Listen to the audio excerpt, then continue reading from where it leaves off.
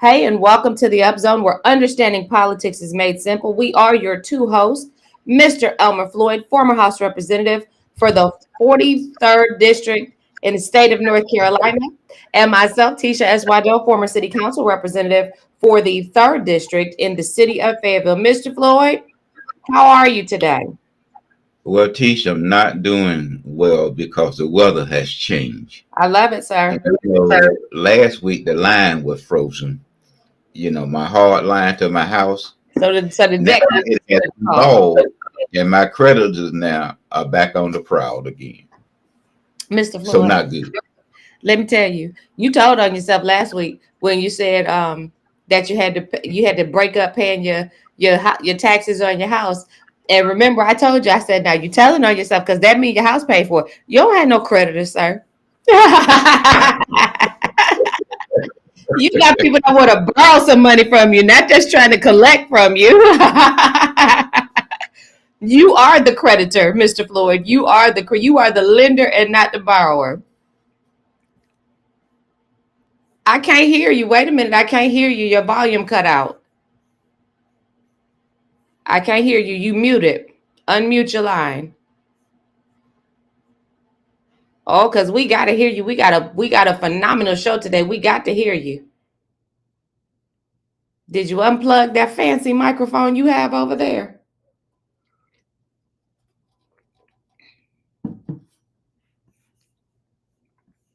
Now, while we're waiting on Mr. Floyd to figure out that microphone situation, I want to tell everybody that today is a special day. It is, I think you unmuted, talk. Can you hear me now? I can hear you now. Today is a special day, Mr. Floyd. Today is somebody who I've known. I can hear you. Can you hear me? Yes, but I, I lost my picture. I can see you. You can't see me? Okay. I can see you. Yeah, okay then. I can see you perfectly. Today is my sister's birthday. So I want to tell Sade happy birthday, even though I know she does not watch this podcast. In fact, Mr. Floyd, I'd be so bold as to say, if she were to tell me that she heard me say that happy birthday on this podcast, I would give her $100. And I know my $100 is safe in the bank because she ain't paying attention to what we're talking about. but a happy birthday nonetheless. I just called her.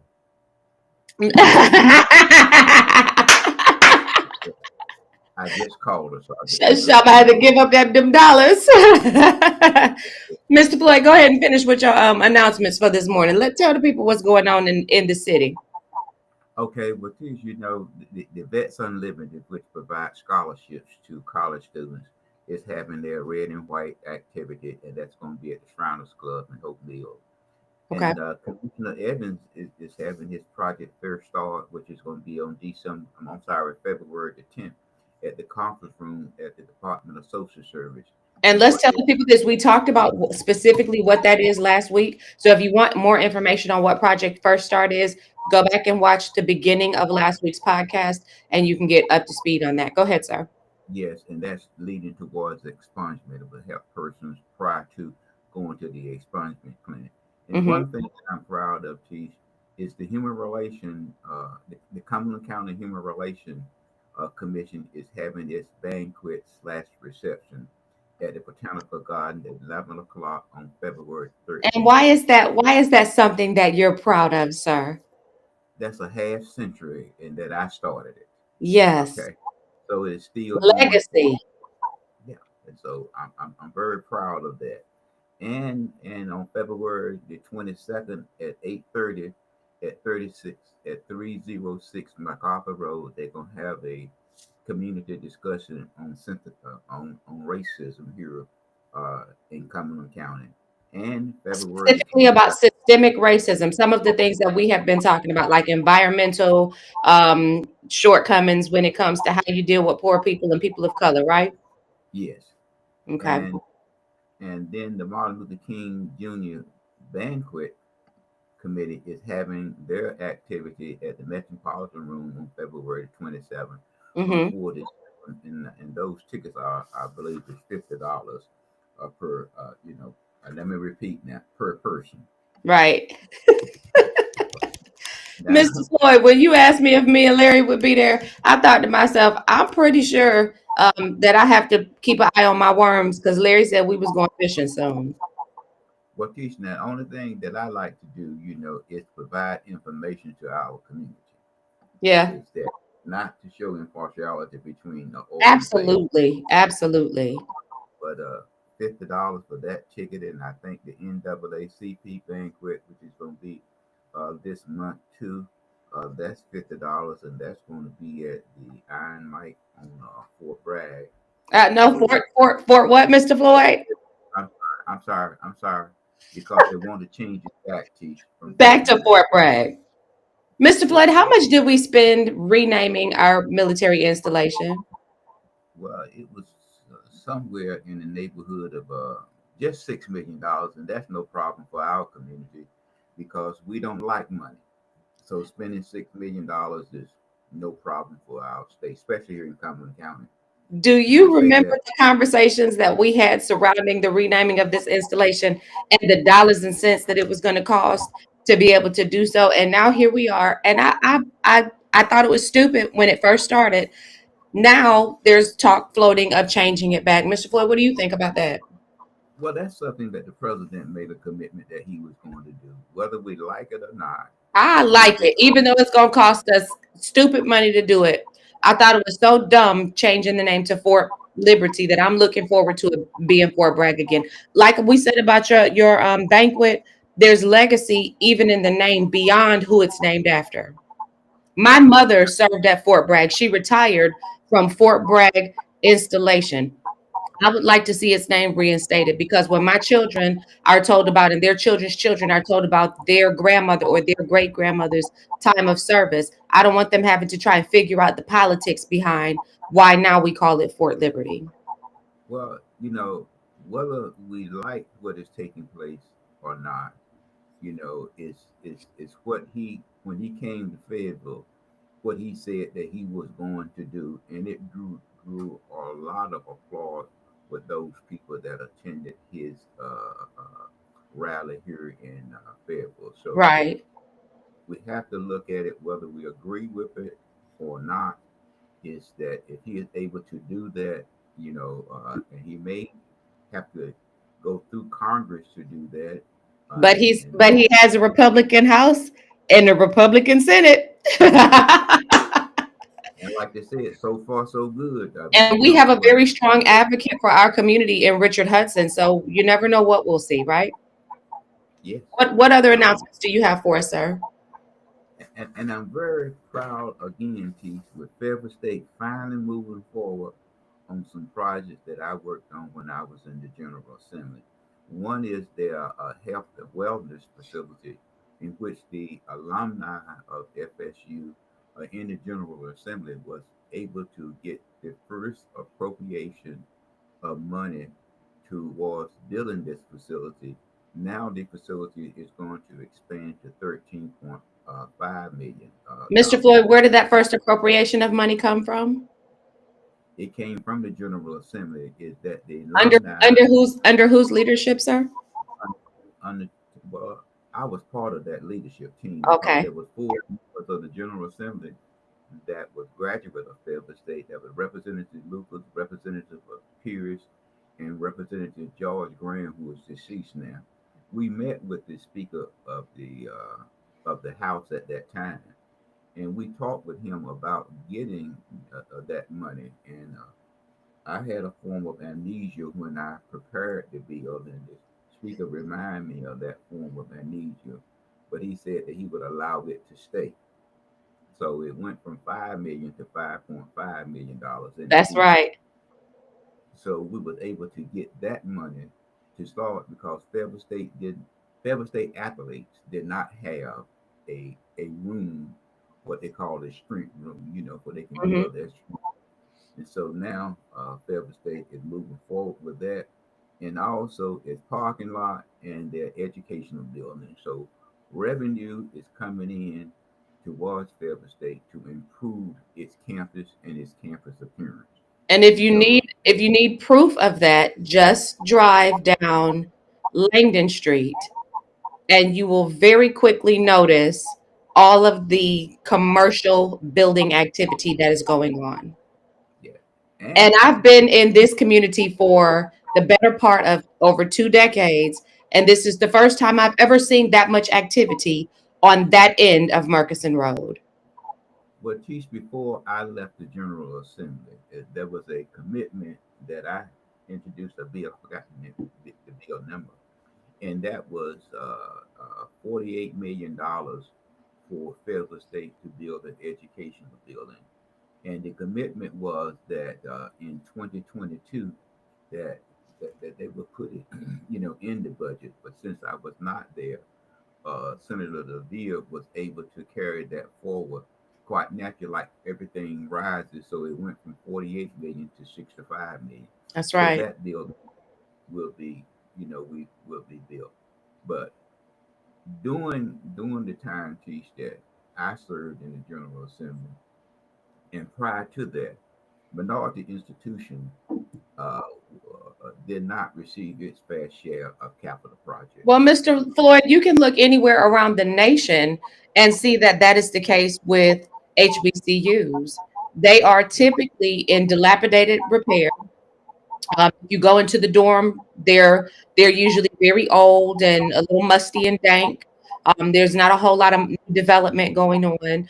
The gyms are usually, not a gym that a top tier team would want to perform or function out of.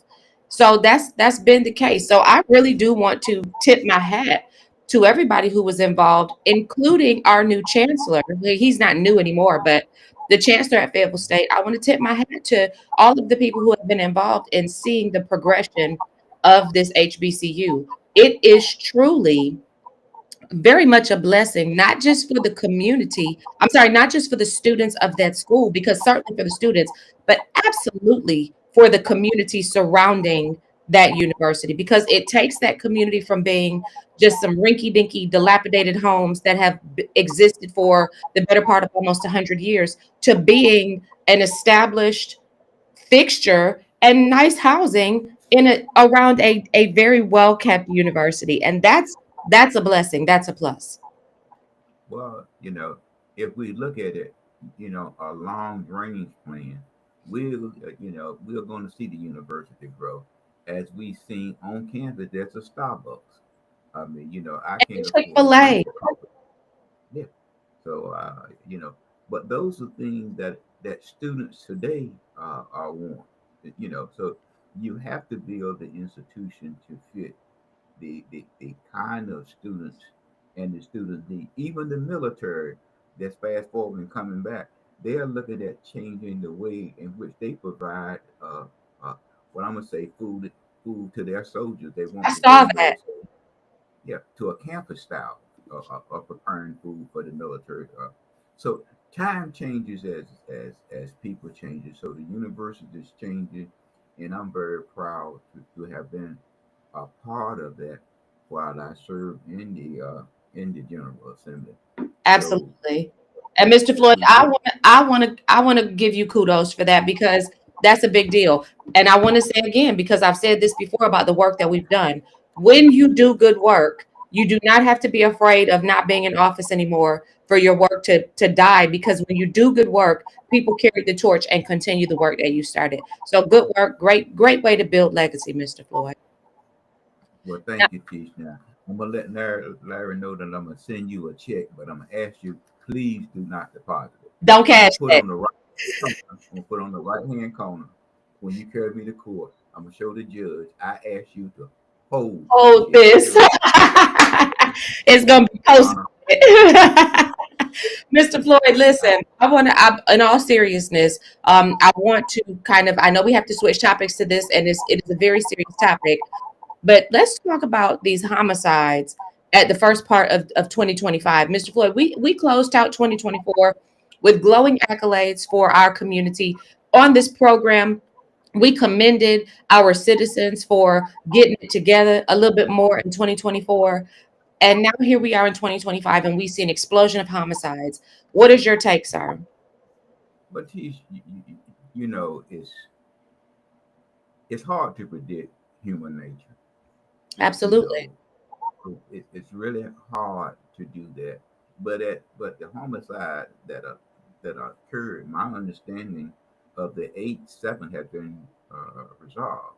So you know, and the conversation is that many of the victims knew each other. That's what Chief So Brown said. He said that these homicides were not random, but they occurred between individuals who knew each other.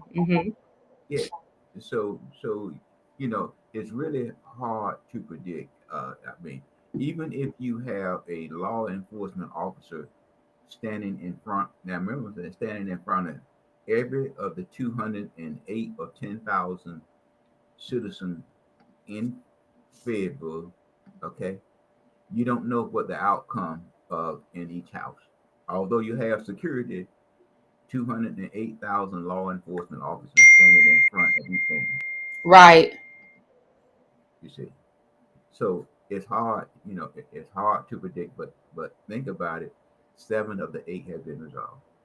And Mr. Floyd, that's one thing that our community has done well. And I always, from the time that I started really understanding the process of our public safety initiatives all the way until present day, I can say that I've always noticed that under the leadership of both Gina Hawkins and under Kimberly Brayton, who are the two that I've watched the closest, we've solved crime. We've Well, solved cases. Teach now, I'm gonna speak for myself. I'm not one of those advocates that say defund any law enforcement That's agency. right. You can speak for me too when you say that, Mr. Yeah. Floyd. You speaking for us. And so when I call them, I want a response, you know, for my call. But I am going. I think it's a council document wherein that I'm going to protect my home. But Absolutely. don't use that kind prior to calling them to get some assistance from them prior to me taking action to protect my home and my property. Absolutely. Now, Mr. Floyd, it's been very quiet on the city front.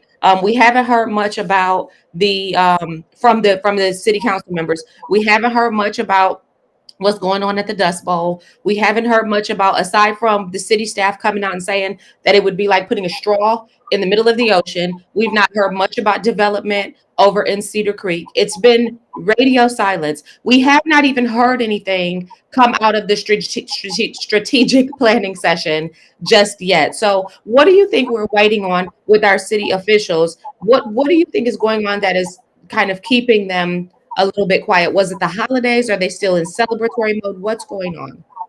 Well, I just hate to go out hunting and see a rabbit four with 3 legs instead of 4. Because somebody cut one. Tell me what you mean, sir. A rabbit foot, as people say, back in the day, Was bring lucky, right? bring us good luck. So we're just hoping that whatever come out of that, out of the strategic planning or anything that the council does, but they are planning some art council or art museum or place where artists can go The and maker have some. space, the maker space. See, but Yeah, those that things are inconsequential to me because when we're talking about the meat and potatoes, don't just tell me about the green beans or the salad. We want to still know what's going on with these other big conversations that have been being had. Also, Mr. Floyd, when we talk about like the investigations into these ethic complaints, we've not heard anything else about the status of how they intend to resolve the transparency issue and the lack of faith and confidence that the community has in this ethics process. There's no conversation that's been had about that. So well you need to talk to us about the meat and potatoes. remember, Teach, is that sometimes you're looking at whether or not a committee has statutory authority to do what to enforce. Many of those committees are advisory committees, okay? But the So Fayetteville City you Council have, writes their charter and they can change that. So that's why I'm saying we want to hear from the council. The community has made their concerns heard. The newspaper has articulated verifiable discrepancies with with this board. We want the city council to address this. Teach, one thing that you have to look at. is that though you are an advisory board, that advisory board, through its advisory capacity, can make recommendations to the governing body about changes that they would like to see. That's what their role is. Absolutely. Mr. Floyd, let me ask you a question. Can you please get somebody to advise the Fayetteville City Council to get back to talking about the stuff that we want to hear about? Well, Tisha, I tell you what, I, I'm gonna be like Jesse Jackson. I'm just gonna keep hope alive. Keep hope alive. Speaking of keeping hope alive, Mr. Floyd, I want to know who was hoping that they were still going to be able to watch pornography on their county devices, because we have seen the Cumberland County Commissioners enact a ban on pornography on county owned devices. And you know, this stuff does not come out of thin air. They were not sitting around eating popcorn at a meeting and decided, hey, let's make something up. Something happened that made them have to address this. Mr. Floyd, let's talk about it. Who is watching Well, porn on their county device? well, Tisha, certain things you cannot write a job description covering everything within the framework of that workplace or that environment or that office. Certain things are just common sense. You would think. Okay, common, common sense. I mean, you know, because it's just like going back to the homicide and coming fast forward to what you were talking about. When you ride through a community and what the police department does do in order to address action within the community, they walk the street within that wherever that action occurred, and they look at every house that has a camera, okay, and ask them can they get permissions. It's the same thing with technology.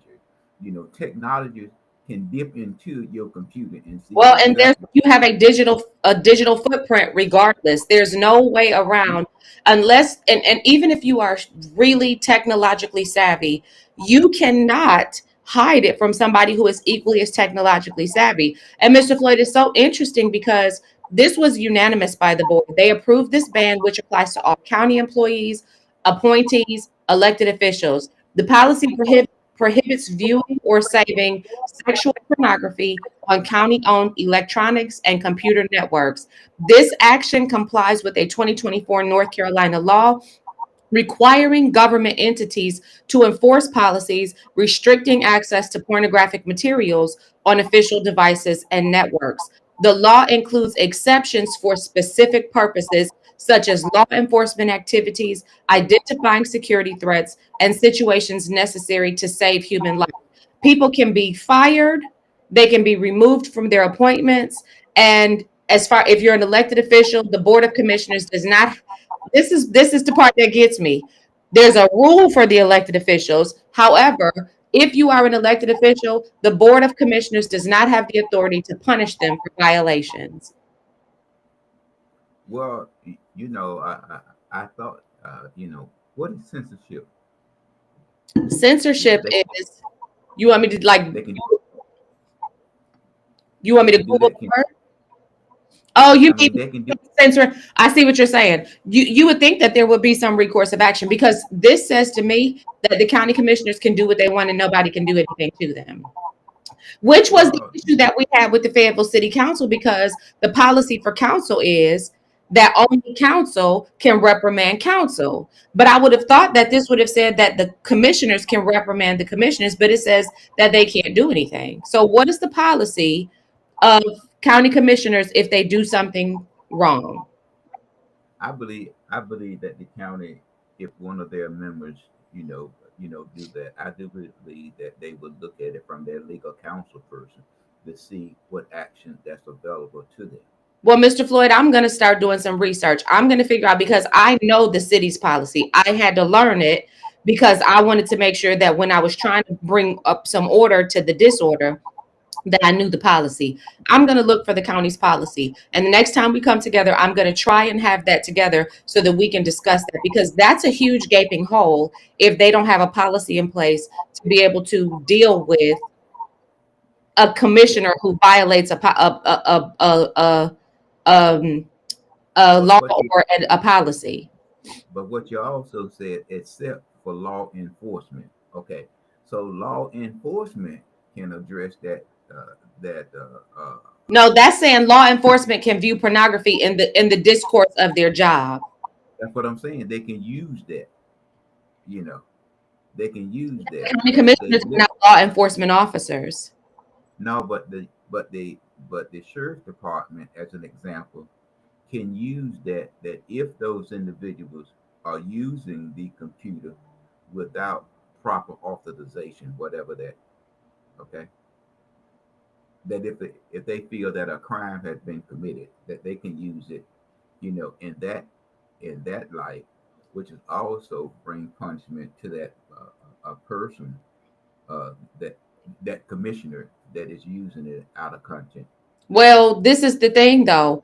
It's not illegal to watch pornography. It's just against the policy of the board to do so. So if you violate the board's policy, you've not violated a law. So the sheriff has no standing to be able to do anything because you've not broken the law. You just violated your board's policy.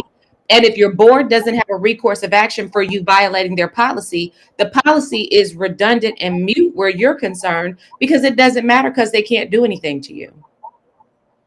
But let's just leave it at that, because some individuals utilize it beyond that. So may utilize that beyond, you know, the, Yeah, and I'm gonna look for that. I'm gonna try to figure that out because this raises an interesting question for me.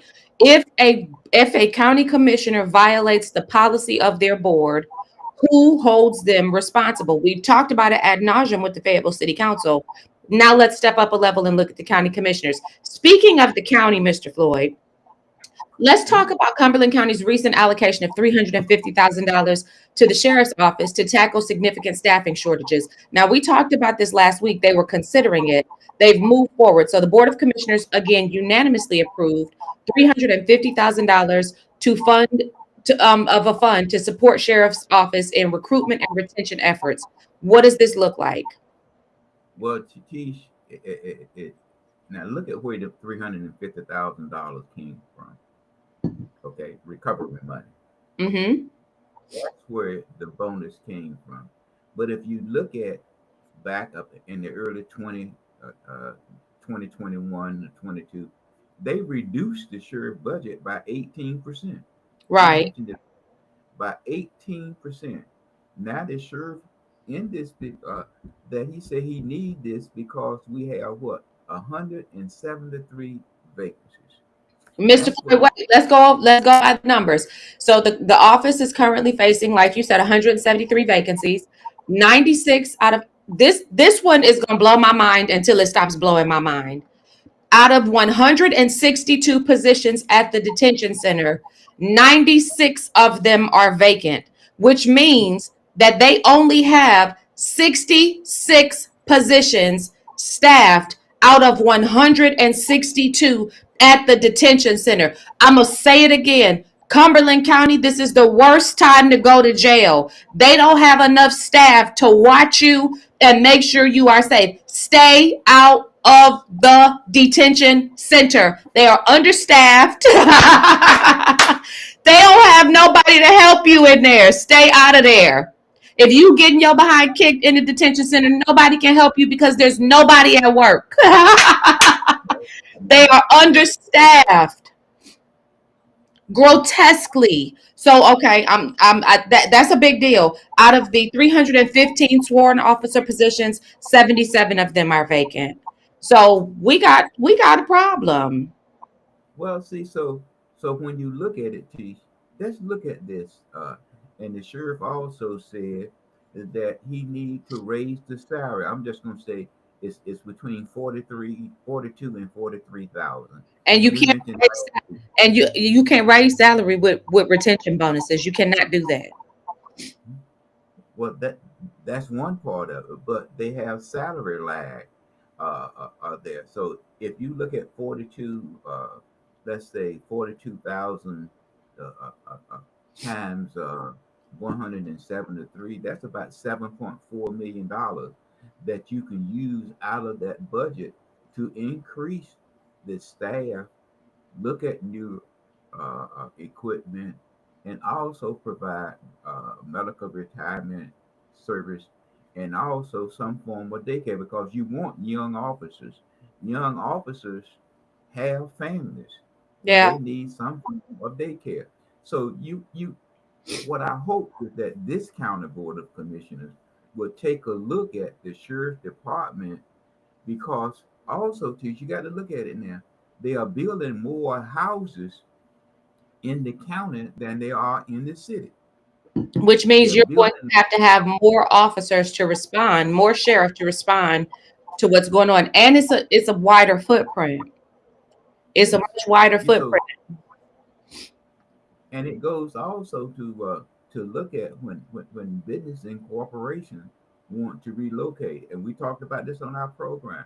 That's why the sheriff said I cannot provide human resource officer to continue to provide this Mr. service. Floyd, I it's don't have. a whole lot different on today than it did when the story first broke, right? And remember, I kept saying there's got to be something to this because we know Sheriff Wright personally, and we know him to be a reasonable man who really takes his job seriously. So when this all broke, it was like there has to be more to this story, and now we're seeing that the more is.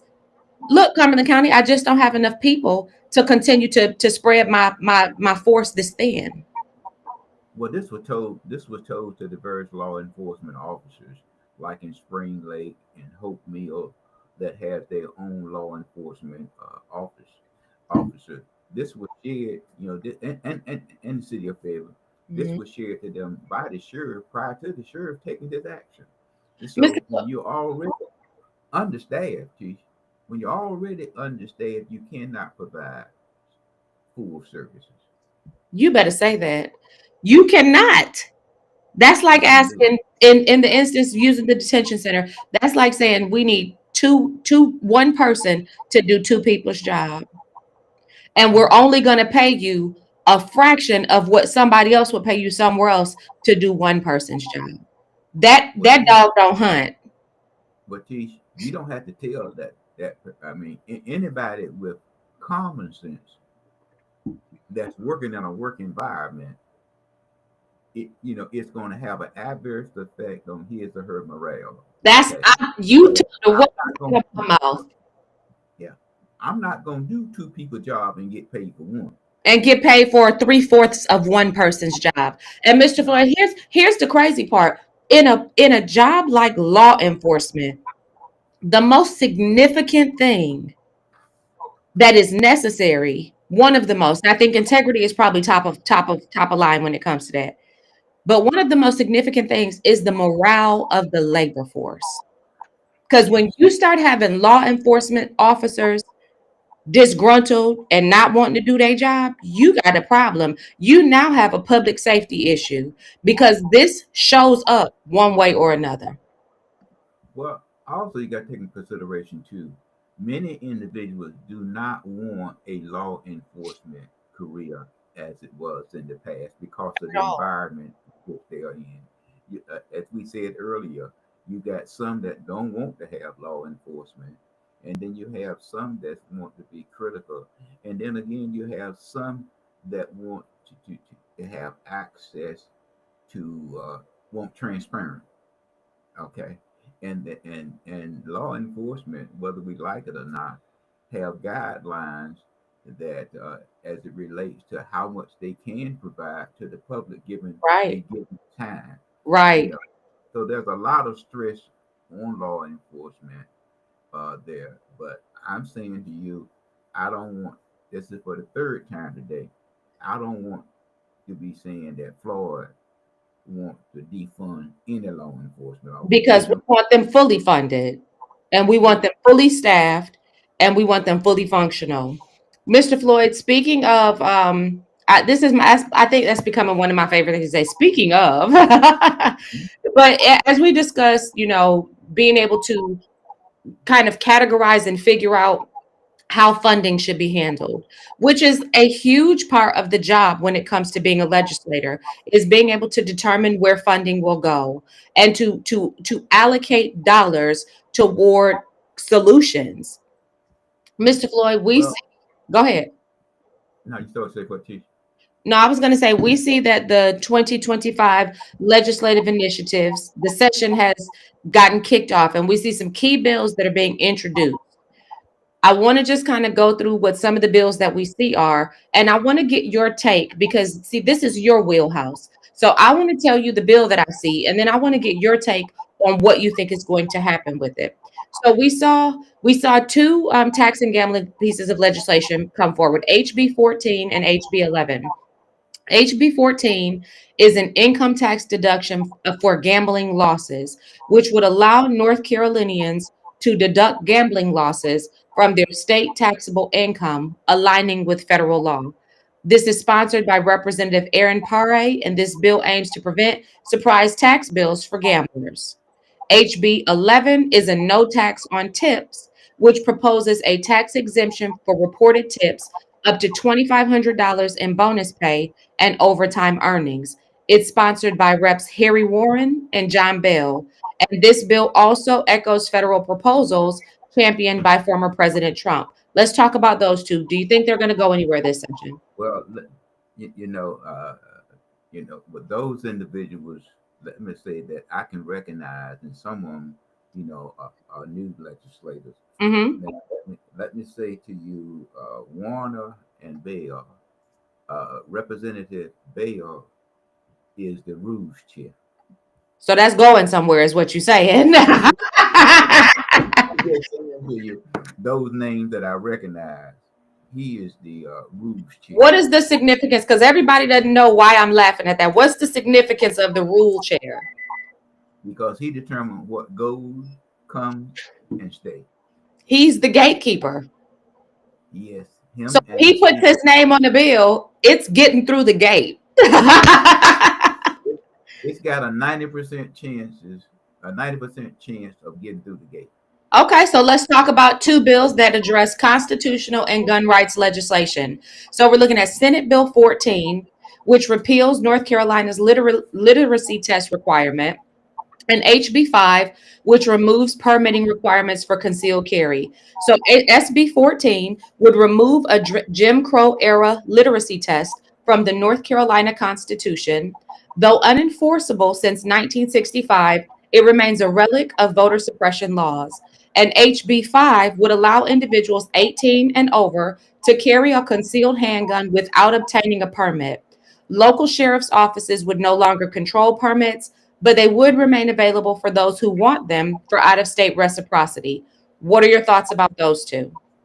It has a good, it has a good chance. Why do you think it has a good chance of moving forward?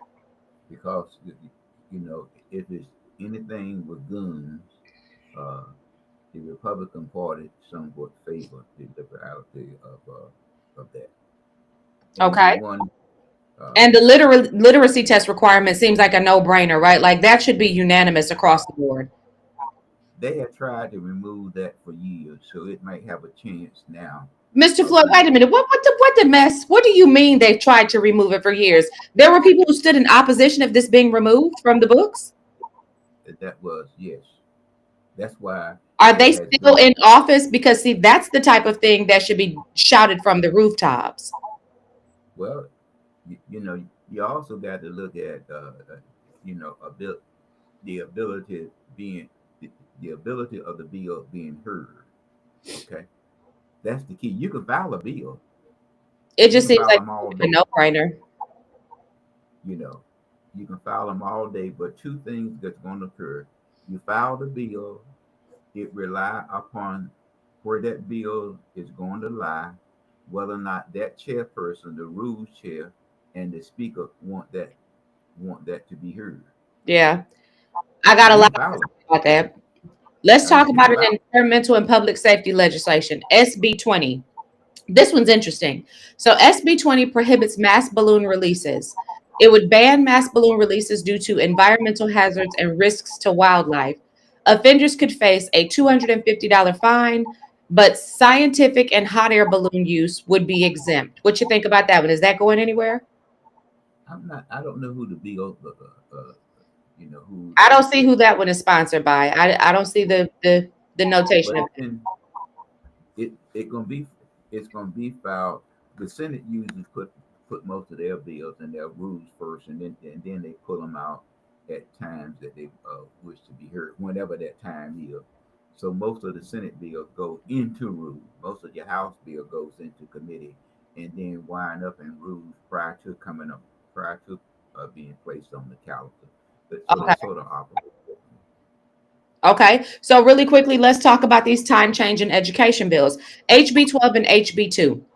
HB 12, observing standard time year round, seeks to eliminate daylight savings time in North Carolina, keeping the state on standard time permanently. Public opinion is divided on the issue, with a 2023 poll showing mixed preferences.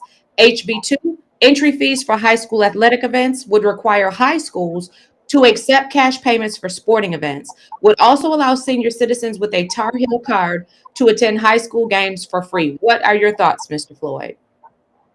I don't know. I don't know the sponsor of the bill, but fee. I think that would be a problem. Although you have Oh, it at the absolutely. You college level, talking so about some boxes getting snatched at these games? Absolutely. So I'm not sure how well that would fly. And again, I don't know because it's been two terms since I've been there. The sponsor and how much juice the sponsor has, since they are fairly new to the General Assembly. It's Right. gonna be uh, it's Because gonna it's be all unique. about that. It's all about that. And Mr. Floyd, once I go over these last two, I want you to talk process because you can tell our audience the process of how these bills need to move and timing. So the last two that we have are election and redistricting reform. So HB 20, which is the Fair Maps Act. It calls for the creation of an independent redistricting commission. Let me just say that Dead on arrival. there's no such thing as an independent Dead on arrival. because it takes map drawing power away from the General Assembly. Okay. The second one is the Democratic push for government transparency. House Democrats are drafting an omnibus bill to restore public access to legislative records and campaign finance disclosures. The bill would increase transparency on how laws are passed and reveal sources of campaign funding. Is that also dead on arrival? Call Wiseman when you get a chance. So these early legislative filings set the stage for what could be a contentious 2025 session. With a Republican controlled General Assembly, bills on taxation, gun rights, and education funding are likely to move forward. However, Democrat backed efforts on redistricting and government transparency may face challenges. Mr. Floyd, talk about the timing and what people need to be looking for as we look at the rest of these things that come out for this 2025 session. Well, just look at every day that bills are being filed, and bills are being filed, every day up to a certain point. What point? It's like, well, let's say the House bill by March the 6th. Okay. Okay, and then we're talking about public bills and resolution. We're talking about April the 13th. And what you have to look at is that, please bear in mind there's about 33 House committees that are standing committees that bills are going to be referred to. And there's, number one, there's not that many rooms that's available. And for the first 45 days or so, up until after April the 28th, uh, finance and rules are going to meet at 8:30 to 10:30 every day, Mm-hmm. because number one is that in these, well, where most of your money comes in from, it comes in from sale tax and also the April 15th filing. Right. The During that time, the big chairs will give the committee chairs what they call a target, whether it's an increase or decrease in their expenditure for their various committees, Right. and you get and then you're going to get a forecast. Now, I say all of that to say that the committees meet after 10 o'clock Mm-hmm.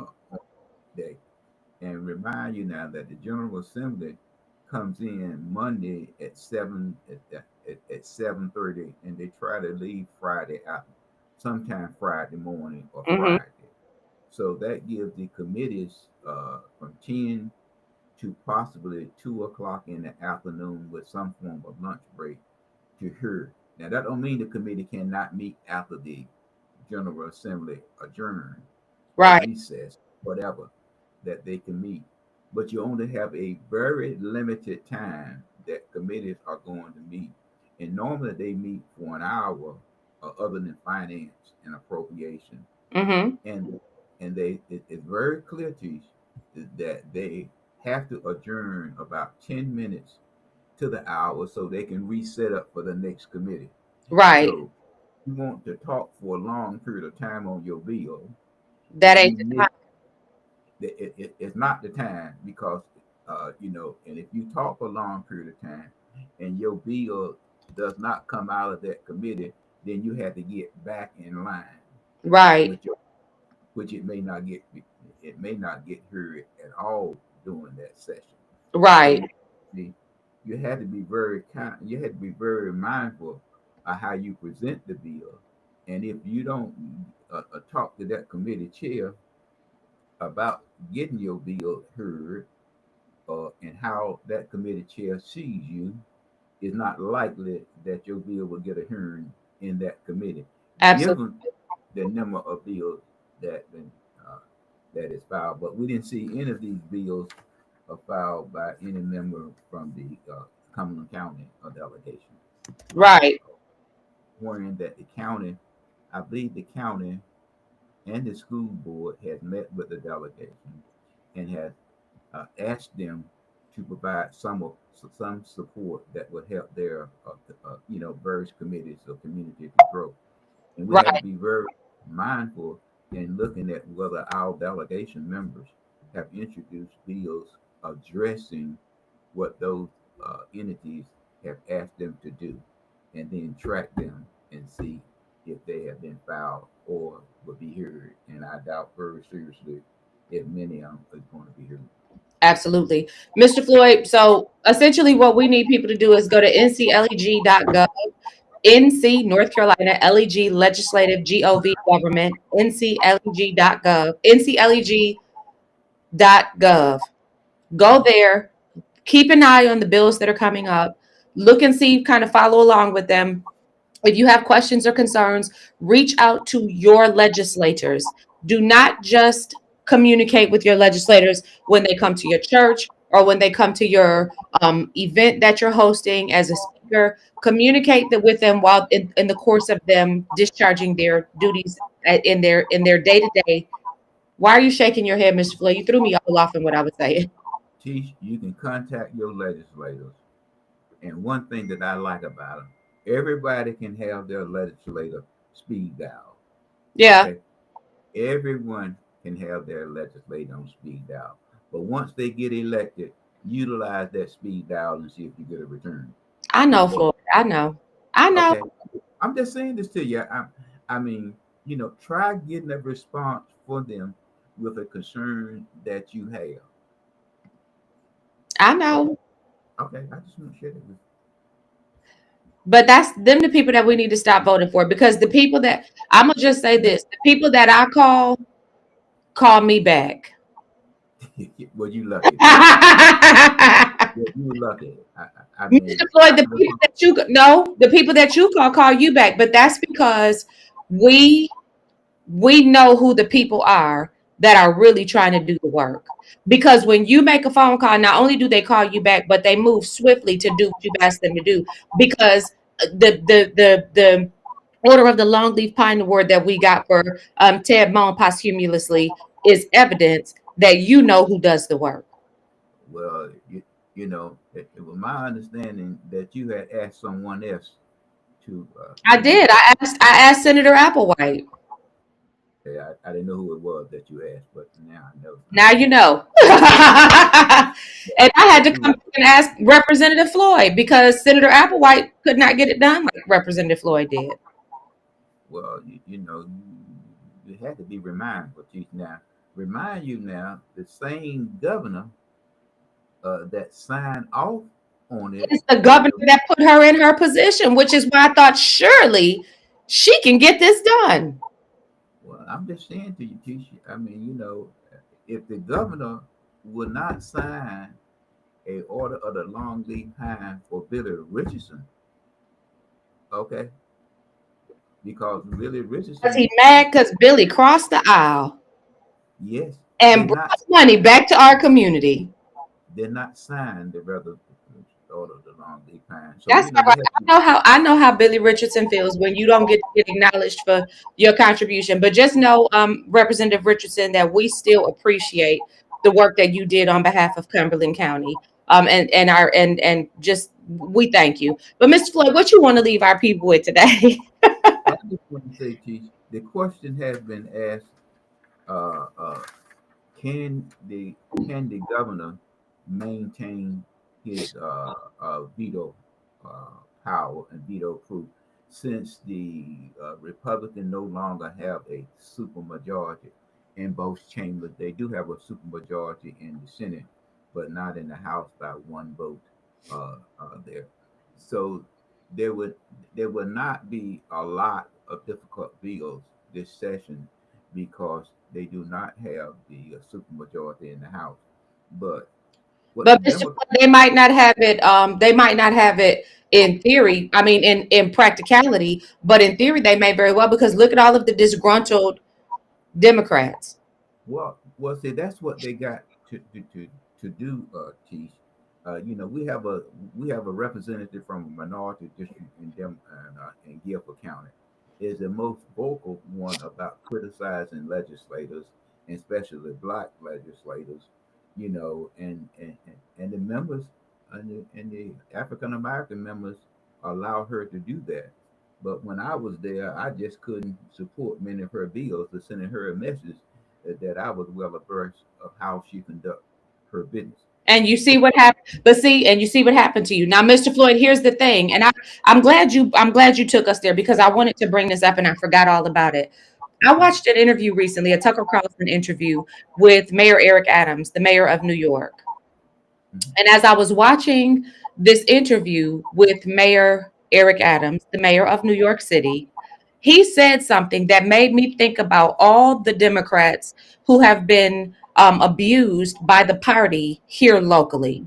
Mhm. Mayor Adams said that because of the issues that he was raising with President Biden's immigration policies and how they were affecting his community, New York City, that he was essentially brought under investigation to bring him into alignment and to hush him.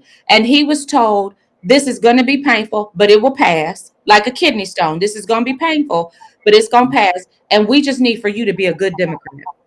So, and this what he said. And when he said that, just be a good Democrat, Eric Adams, the look on his face was like the audacity of these people to think that I would put, and you say this all the time. Now I'm putting words in his mouth, but this was the vibe he was giving off.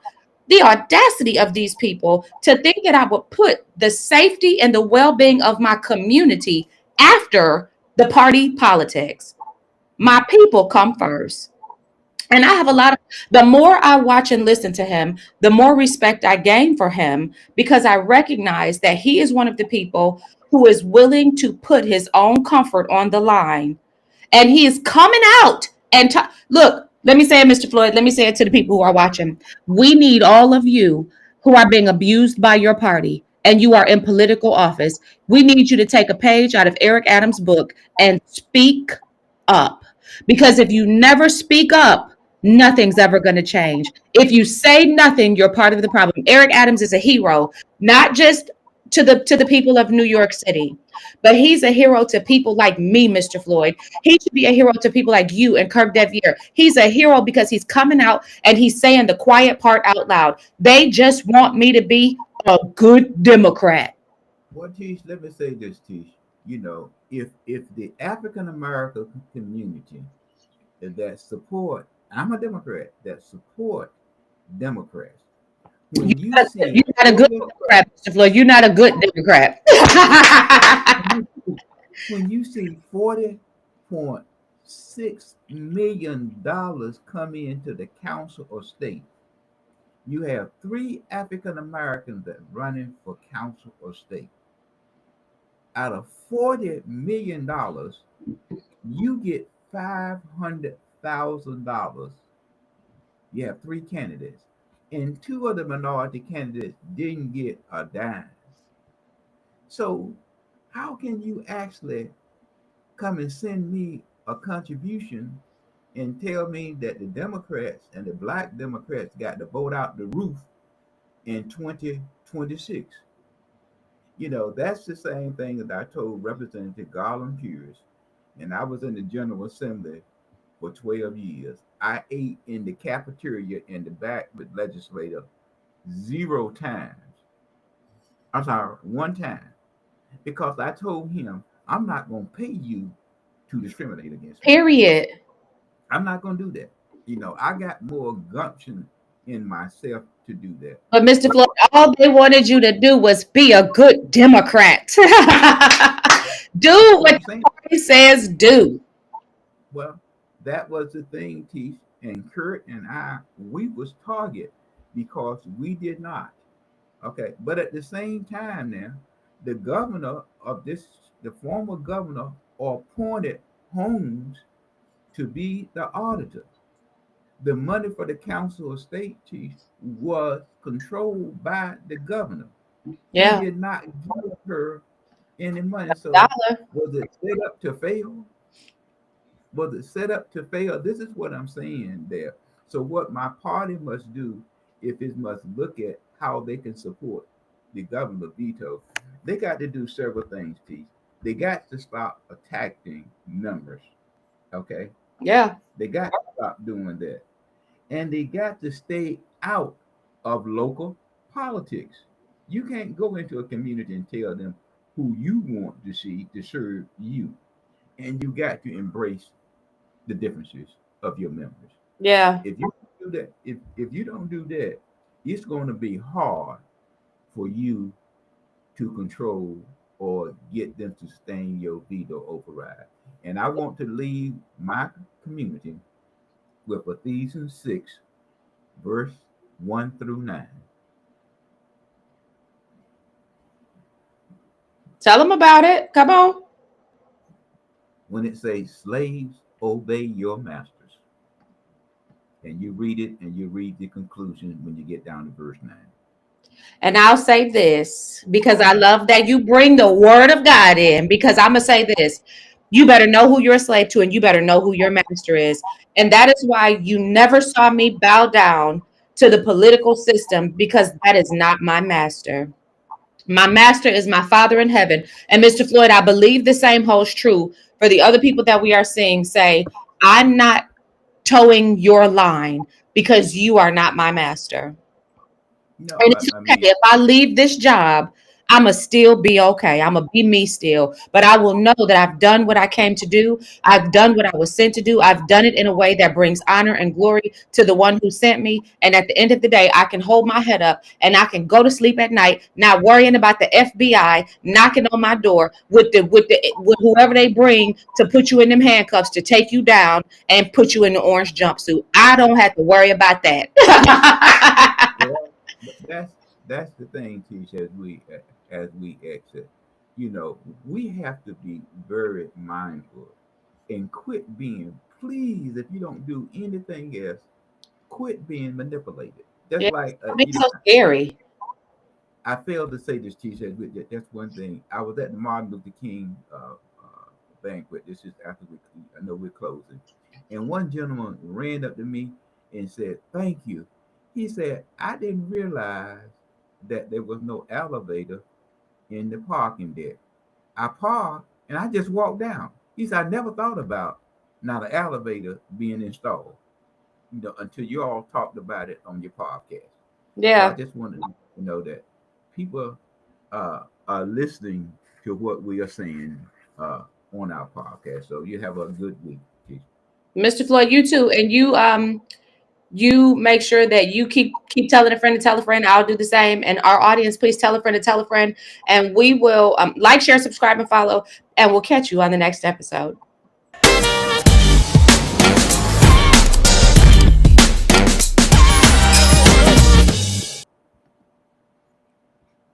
All right, Mr. Floyd. Excellent show, sir.